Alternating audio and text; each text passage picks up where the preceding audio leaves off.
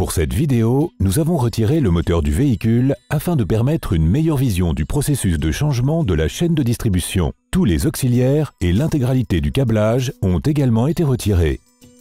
Vous aurez besoin d'un kit de distribution Blueprint, d'une nouvelle pompe à eau et de pattes d'étanchéité Blueprint, ainsi que de tous les liquides qui doivent être changés pendant le processus. Déboulonnez, débranchez et retirez le tuyau de la pompe à vide. Déboulonnez et retirez le cache-culbuteur. Déboulonnez et retirez la pompe à vide. Vérifiez l'état des joints et remplacez-les si nécessaire. À l'aide d'une clé de blocage de poulie, déboulonnez et retirez la poulie de la pompe à eau. Déboulonnez et retirez le support moteur, puis la pompe à eau.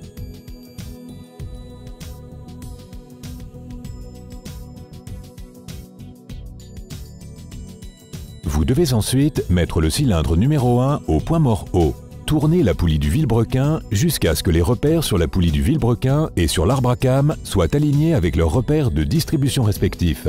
À l'aide d'une clé de blocage de poulie, desserrez la vis de fixation de la poulie du vilebrequin et retirez la poulie. Puisqu'il s'agit d'une poulie de type amortisseur de vibration en torsion, vérifiez si elle présente des marques d'usure ou de détérioration et remplacez-la si nécessaire. Vous pouvez à présent retirer le carter de distribution dans lequel se trouve aussi la pompe à huile.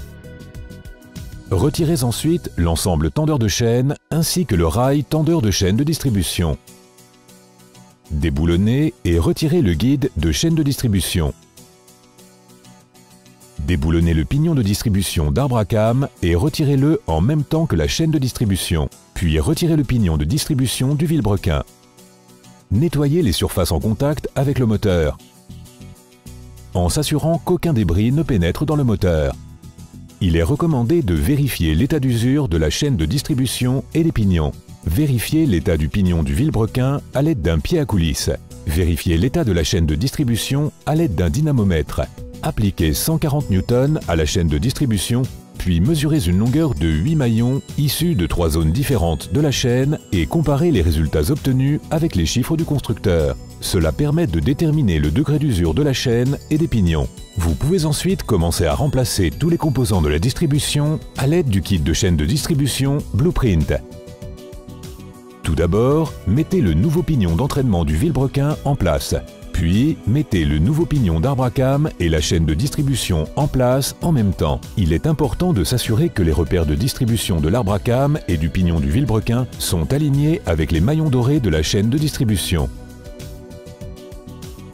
Vous pouvez maintenant mettre en place le nouveau guide de chaîne de distribution, le rail tendeur et l'ensemble tendeur. Resserrez les boulons afin d'atteindre le couple de serrage défini par le constructeur.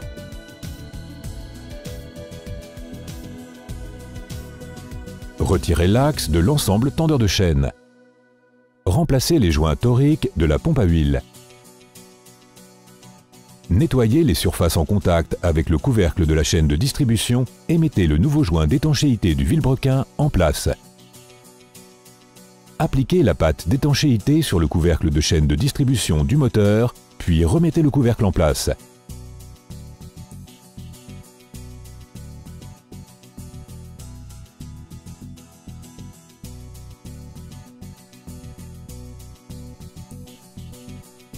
Vérifiez l'état d'usure et de détérioration de la pompe à eau d'origine et remplacez-la si nécessaire. Après avoir remis la pompe en place, resserrez les boulons afin d'atteindre le couple de serrage défini par le constructeur.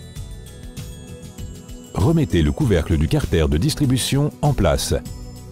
Remettez le support moteur en place, puis resserrez les boulons afin d'atteindre le couple de serrage défini par le constructeur. Remettez la poulie du vilebrequin, la pompe à vide et la poulie de la pompe à eau en place. Assurez-vous de bien serrer les boulons afin d'atteindre le couple de serrage voulu. Remplacez l'ancien joint du cache-culbuteur.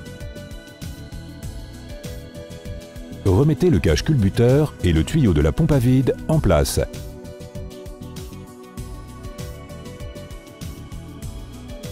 Remettez les accessoires du moteur en place.